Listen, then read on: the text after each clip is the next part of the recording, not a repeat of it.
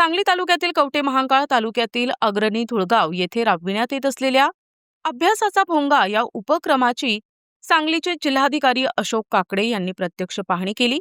गेल्या 3 वर्षांपासून सातत्याने राबविल्या जात असलेल्या या उपक्रमाचे जिल्हाधिकाऱ्यांनी कौतुक करत सर्व गावांनी अशा सामाजिक उपक्रमांची अंमलबजावणी करावी असे आवाहन केले। अग्रणी स्पर्धा परीक्षा मार्गदर्शन केंद्राच्या संकल्पनेतील अभ्यासाचा भोंगा या उपक्रमाअंतर्गत पहाटे 5 ते 7 आणि सायंकाळी 7 ते 9 या कालावधीतील गावातील शालेय आणि महाविद्यालयीन विद्यार्थ्यांना अभ्यासासाठी निश्चित वेळ दिली जाते।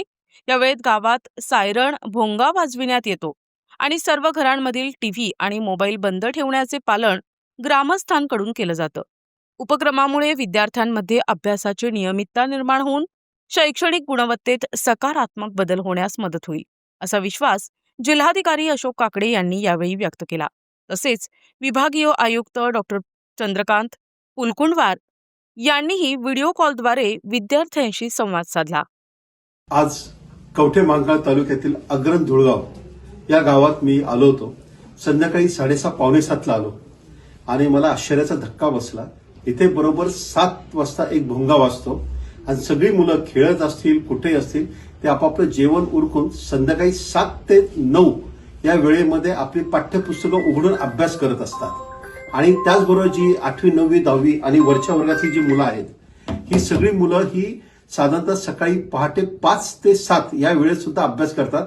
त्यामुळे संध्याकाळी 7 ते 9 असा एक भोंगा वाजवला जातो आणि पुन्हा पहाटे 5 आणि सकाळी 7 वाजता तो भोंगा वाजवून ही सगळी मुलं अभ्यास करतात। आज अनेक जणांच्या घरात मी अचानकपणे गेलो, मलाही याची खात्री करायची होती। त्यांच्या आईवडिलांशी बोललो, आजी आजोबांशी बरोबर बोललो आणि सर्वांनी मला हेच सांगितलं की आमच्या मुलांचं शिक्षण फार महत्वाचं आहे। टीव्ही मोबाईल हे अत्यंत अनावश्यक अशा गोष्टी आहेत की ज्याच्यात पाहून फायदा काही होत नाही। थोडक्यात ज्याला आपण म्हणतो डिजिटल डिटॉक्स हे खऱ्या अर्थाने आज मला अग्रणी धुळगाव या गावामध्ये दिसलं। मला खूप आनंद झाला, मला खूप अभिमानही वाटला या गावाचा। मूळचं हे गाव सैनिकी पिंडाचं आहे। या गावामध्ये मला असं सांगितलं की पहिल्या महायुद्धापासून आतापर्यंत 2800 लोक हे सैन्य दलामध्ये वेगवेगळ्या पदावर त्यांनी कामं केली, सेवानिवृत्तही अनेक जण झाले आणि आज या गावामध्ये आजी आणि माजी असे 719 सैनिक राहतात।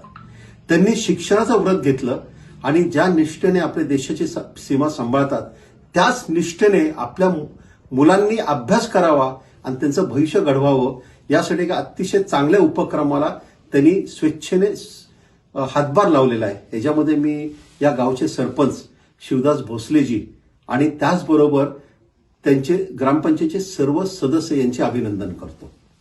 त्याचबरोबर त्यांनी अशी एक पद्धत केली की जे गावातले जे शिक्षक आहेत त्यांनी प्रत्येकाने 30-40 घरं वाटून घेतलेली आहेत की दररोज ते त्या घरामध्ये जातात आणि मुलं या वेळेत अभ्यास करतात का, त्यांच्या अडचणी काय आहेत हे सुद्धा ते सोडवतात।